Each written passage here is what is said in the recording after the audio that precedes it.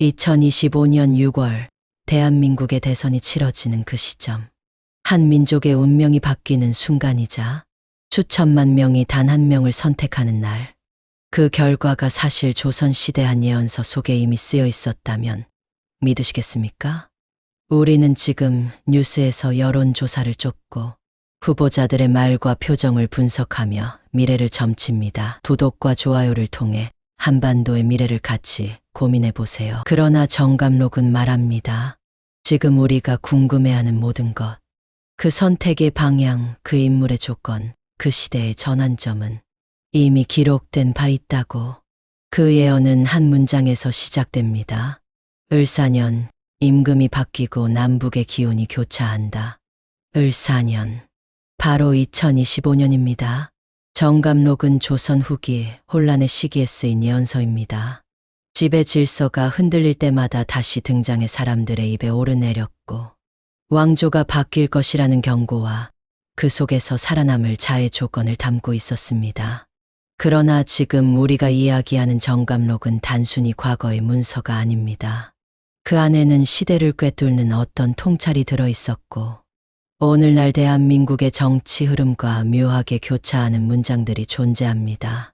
정감록은 누군가에겐 미신이었고 누군가에겐 살아남기 위한 행동 지침이었으며 또 누군가에겐 세상의 방향을 예견하는 나침반이었습니다. 그 나침반은 지금 정확히 2025년 6월을 가리키고 있습니다. 조선 후기 백성들은 하루하루를 두려움 속에 살았습니다. 외세의 침략, 내부의 탐관오리, 무너지는 권위. 그 속에서 정감록은 언젠가 새로운 리더가 나타나 혼란을 잠재울 것이라고 말했습니다. 그리고 놀랍게도 그 시점으로 특정된 해가 바로 을사년, 즉 2025년이었습니다. 정감록에는 이렇게 쓰여 있습니다. 새로운 임금은 백성의 소리에 귀를 기울이고 오래된 것과 멀어지고 작고 여린 것과 함께한다. 이는 단순히 왕의 교체를 의미하는 것이 아니라 리더십의 전환을 암시하는 말입니다. 권위적이고 위에서 내려오는 통치가 아닌 아래로부터의 목소리에 반응하는 인물, 즉 지금의 시대 정신과 매우 유사한 리더의 모습입니다. 우리는 이 문장을 가볍게 넘기지 말아야 합니다. 정감록은 구체적인 이름을 남기지 않았습니다. 그 대신 상징을 남겼습니다. 그 상징은 시대마다 다르게 해석되지만 매번 그 시대의 중요한 전환점과 기묘하게 연결되어 왔습니다. 예를 들어 정감록 운동에서 부는 바람이 남으로 향할 때 새로운 길이 열린다고 말합니다. 이 문장을 과거에는 계룡산을 중심으로 해석했습니다. 그러나 지금은 정치 지형의 변화, 지역 권력 구조의 전환으로 읽는 해석도 많습니다. 즉, 정감록은 시대에 따라 유연하게 재해석되지만 핵심은 언제나 동일합니다. 혼란의 끝, 새로운 흐름, 그리고 시대의 리더 등장. 지금 우리는 또다시 혼란 속에 살고 있습니다. 정치적 피로, 사회적 분열, 불확실한 미래, 그리고 그 속에서 방향을 잃어가는 사람들. 그렇기에 다시금 정감록이 주목받는지도 모릅니다. 우리는 다시 묻습니다. 이번 대선은 단순한 선거인가? 아니면 시대의 흐름을 바꾸는 전환점인가? 정감록은 말합니다. 하늘이 정한 자는 소리내어 오지 않는다. 다만 민심이 그를 불러낼 뿐이다.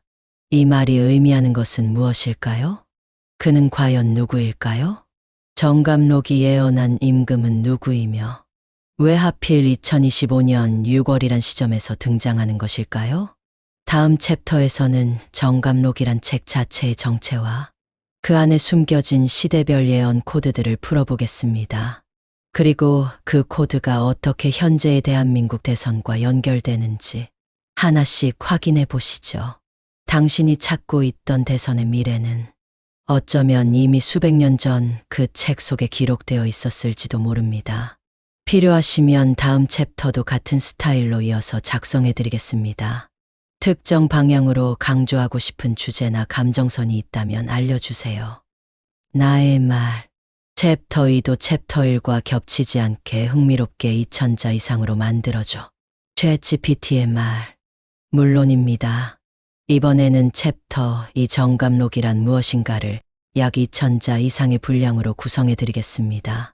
앞선 챕터 1에서 정감록이 2025년 대선과 연결될 수 있는 단서가 된다는 문제 제기를 했다면, 이번 챕터에서는 정감록이 탄생한 배경, 구성 방식, 실제로 어떤 내용이 담겨 있는지를 중심으로 미신과 예언의 경계, 민중의 정치적 상상력, 그리고 예언서로서 정감록이 지닌 특징을 흥미롭고 몰입감 있게 풀어드리겠습니다. 조선 후기, 나라는 점점 기울고 있었습니다. 왕조의 힘은 약해지고 외세의 그림자는 서서히 밀려들어오고 있었죠. 백성들의 삶은 피폐했고 관료제는 부패했으며 나라 전체가 방향을 잃은 듯했습니다. 바로 그때 입에서 입으로, 골목에서 골목으로 퍼지기 시작한 비밀스러운 예언서가 있었습니다. 그 책은 한낱 민간 미신으로 치부되기도 했지만 동시에 수많은 사람들의 마음을 사로잡았고, 심지어 조선 후기 왕실과 관리들 사이에서도 몰래 돌려 읽혔습니다. 그 책이 바로 정감록입니다. 정감록은 일반적인 예언서와는 다릅니다. 이 책은 누군가의 이름이 들어간 구체적인 예언이 아니라 상징과 은유, 비유와 암시로 가득 차 있습니다. 정확한 저자가 누구인지는 밝혀지지 않았고 언제 처음 만들어졌는지도 확실하지 않습니다. 하지만 학자들은 정감록의 뿌리를 임진왜란 이후 혹은 병자호란 직후에 두고 있습니다. 즉, 나라가 큰 위기를 겪은 직후 민심이 극도로 불안정해진 시기에 사람들이 미래를 예언하고 싶었던 간절한 바람이 하나의 문서로 결집된 것입니다. 정감록이라는 이름은 정감전쟁이라는 인물에서 유래했다고 전해지는데, 이 인물은 실존 인물이 아니라 상징적 존재, 즉 미래를 꿰뚫는 통찰력 있는 선각자로 설정된 인물입니다.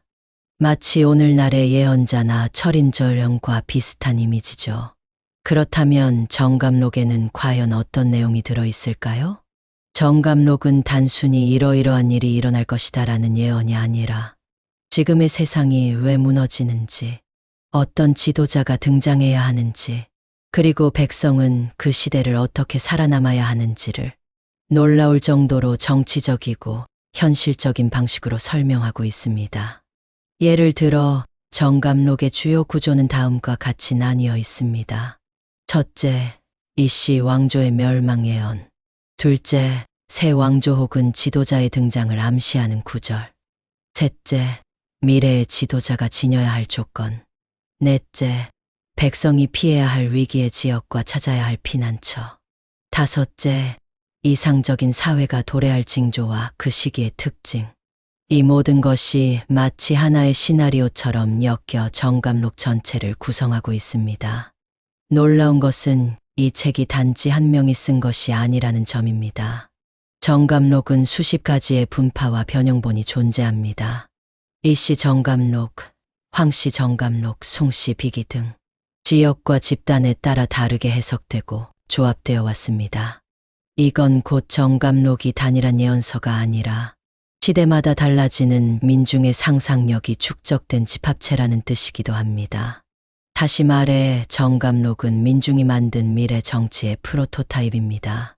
권력의 붕괴를 앞두고 다음 시대의 리더가 어떤 모습이어야 하는지를 직접 말로 하기는 어려웠던 시대에 비유와 암호로 감싸 표현한 일종의 정치적 열망의 서사집이었습니다.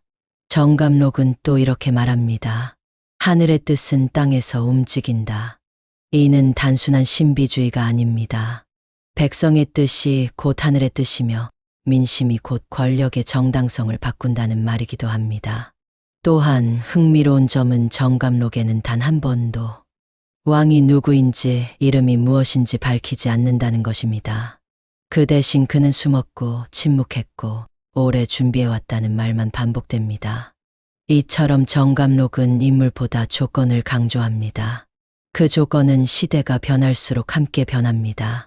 어떤 시대엔 무력, 어떤 시대엔 지혜, 그리고 어떤 시대엔 공감과 겸손이 중요한 조건으로 등장합니다. 지금 2025년을 앞두고 있는 우리가 이 예언서를 다시 들춰보는 이유도 여기에 있을지 모릅니다.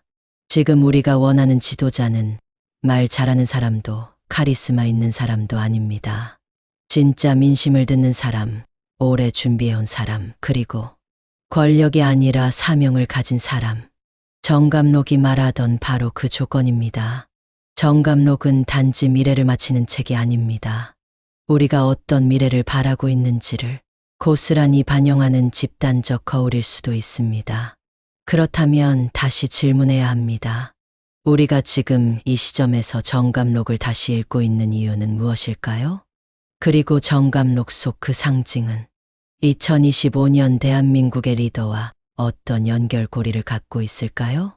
다음 챕터에서는 정감록이 예언한 정확한 연도, 그 중에서도 을사년의 의미와 2025년이라는 시점이 예언에서 어떤 역할을 하는지를 살펴보겠습니다. 그 시기, 그 해, 그 순간이 그저 우연일 수 있을까요? 아니면 모든 것이 이미 오래전부터 짜인 시나리오의 일부였던 것일까요? 그 진실을 향해 계속해서 한 장씩 책장을 넘겨보겠습니다. 다음 챕터로 이어질 내용인 을사년과 2025년의 연관성도 같은 스타일로 이어서 준비해 드릴 수 있습니다. 원하신다면 바로 작업해 드리겠습니다. 나의 말. 챕터 3도 챕터 2와 겹치지 않게 흥미롭게 2000자 이상으로 만들어줘. 챗GPT의 말. 물론입니다.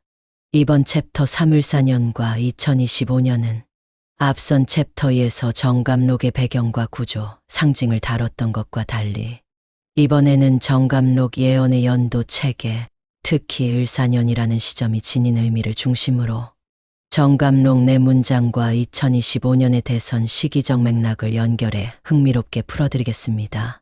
자연스러운 내레이션 톤으로 몰입도 있는 구성으로 2000자 이상 분량으로 작성해드렸습니다. 을사년.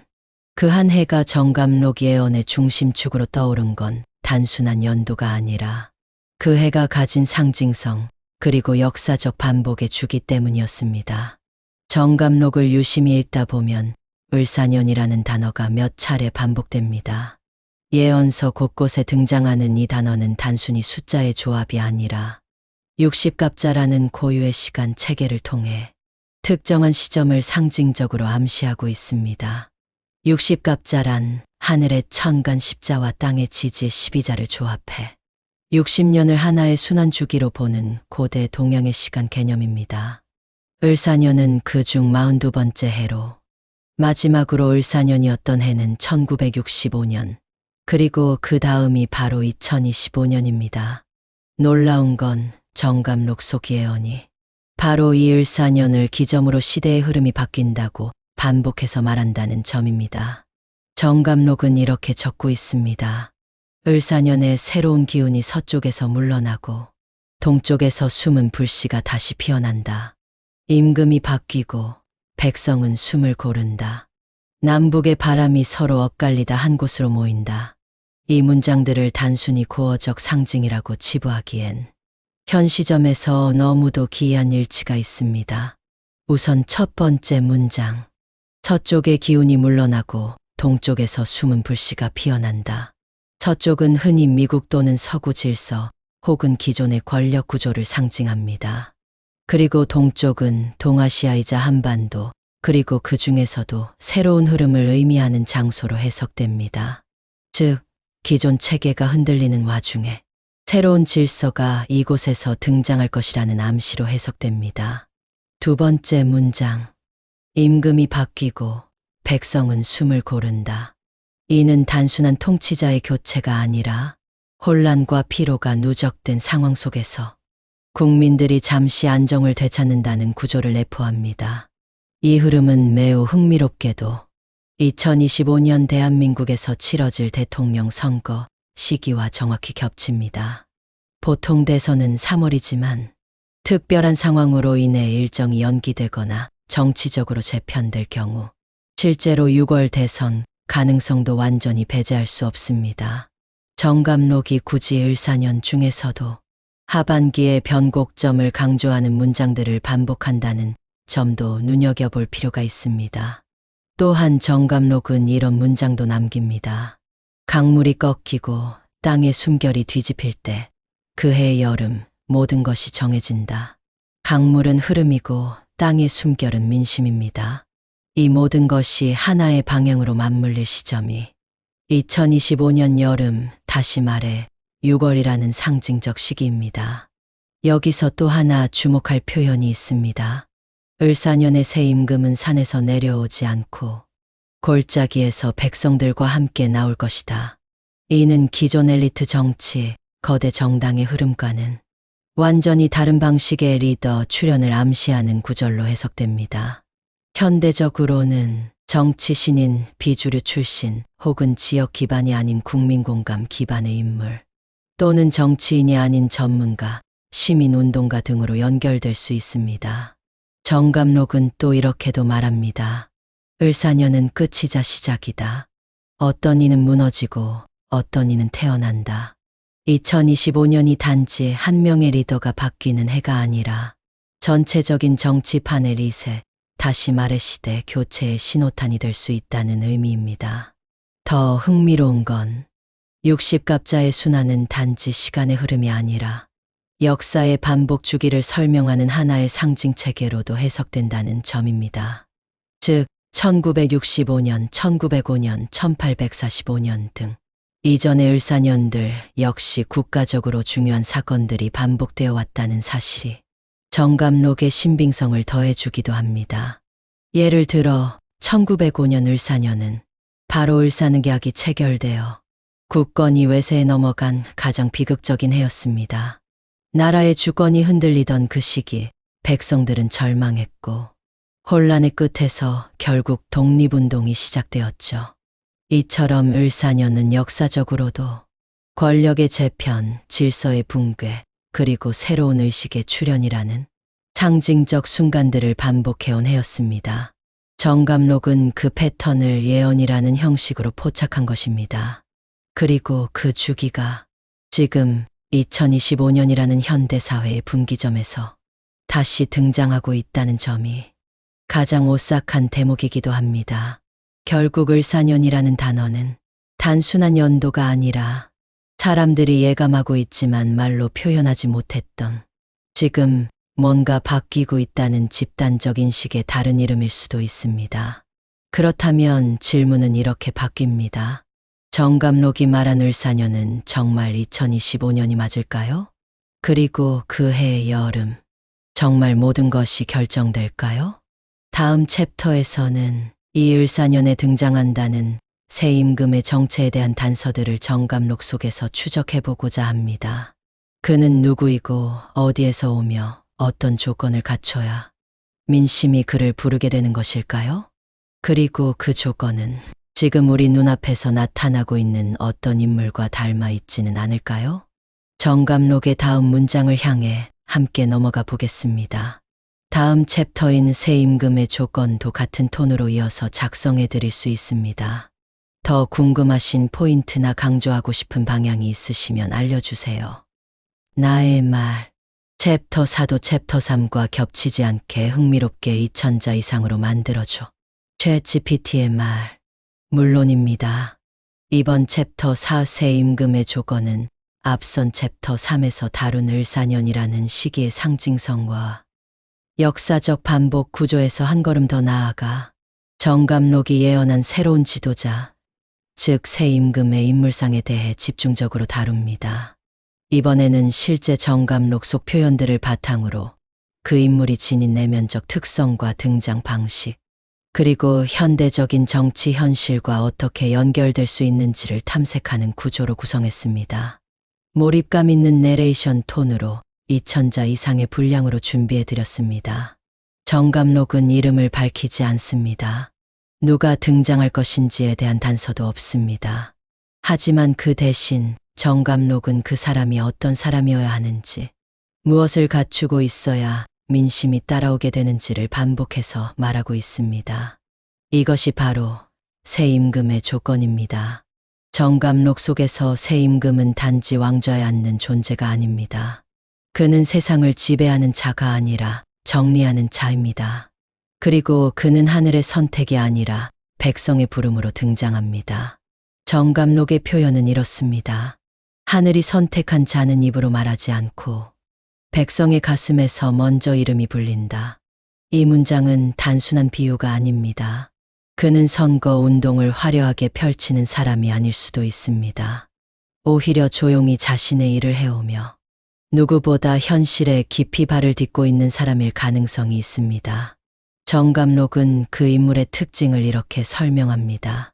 눈은 멀리 보고 발은 낮은 데 닿으며 귀는 백성을 향해 열려 있고 혀는 무겁되 때에 따라 날카롭다.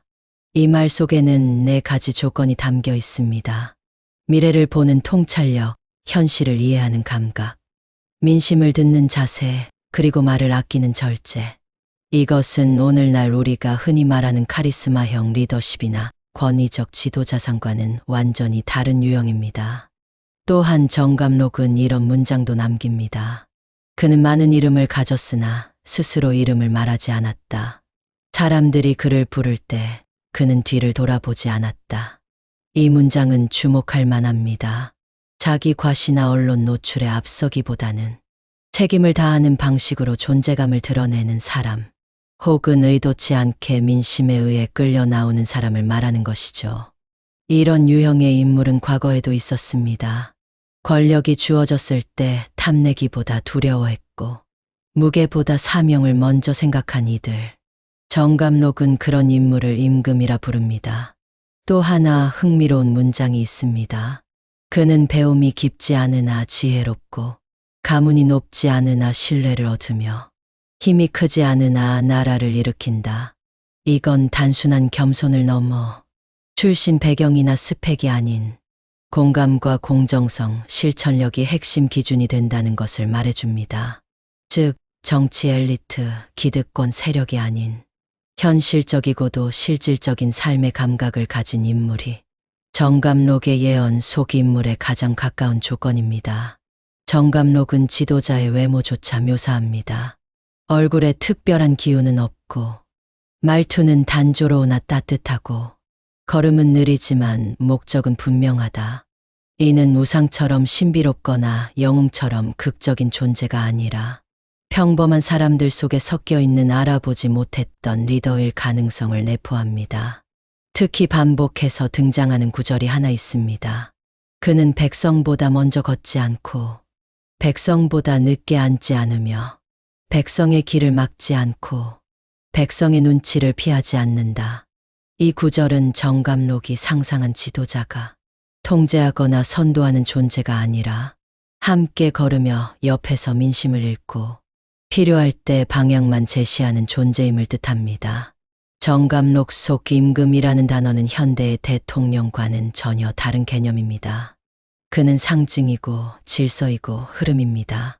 시대의 변화가 절정에 다다랐을 때 그 변화를 한 방향으로 이어주는 연결고리 같은 존재입니다. 그리고 그 존재는 어떤 방식으로 등장할까요? 정감록은 이렇게 말합니다.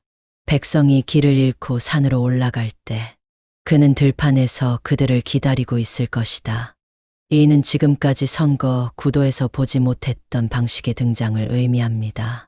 기존 거대 정당의 후보가 아니라 새로운 연대 혹은 기존 질서를 넘어서는 흐름을 타고 오는 의외의 인물일 수 있다는 해석도 가능합니다. 오늘날 정치 신뢰도가 낮아지고 기존 정치 언어가 더 이상 국민에게 닿지 않는 시대에 정감록은 분명히 말합니다. 그는 민심을 모으는 자이지 민심을 조종하는 자가 아니다. 이 말이 의미하는 바는 단순한 비전 제시가 아닙니다. 진짜 국민의 삶을 이해하고 말보다는 행동으로 보여줄 수 있는 인물, 그리고 무엇보다 시대의 방향과 궁합이 맞는 사람. 정감록은 그런 인물이 2025년 을사년의 여름 마침내 등장할 것이라고 예고합니다. 우리는 지금도 그런 인물을 찾아 헤매고 있습니다. 뉴스에서, SNS에서, 그리고 스스로의 마음속에서 이 사람이라면 괜찮지 않을까? 그런 생각을 해본 적이 있다면 이미 정감록이 말한 시대의 흐름은 당신 마음 안에서 시작된 것일지도 모릅니다. 다음 챕터에서는 이 새 임금이 등장하게 되는 배경, 즉 바람의 방향이 바뀌는 순간이라는 예언 속 문장을 중심으로 정감록이 말하는 정치적 기류 전환의 징후를 살펴보겠습니다. 그 바람은 어디서 불어오고 있으며 누가 그것을 읽고 움직이고 있을까요? 영상이 재미있으셨다면 구독, 좋아요 부탁드립니다.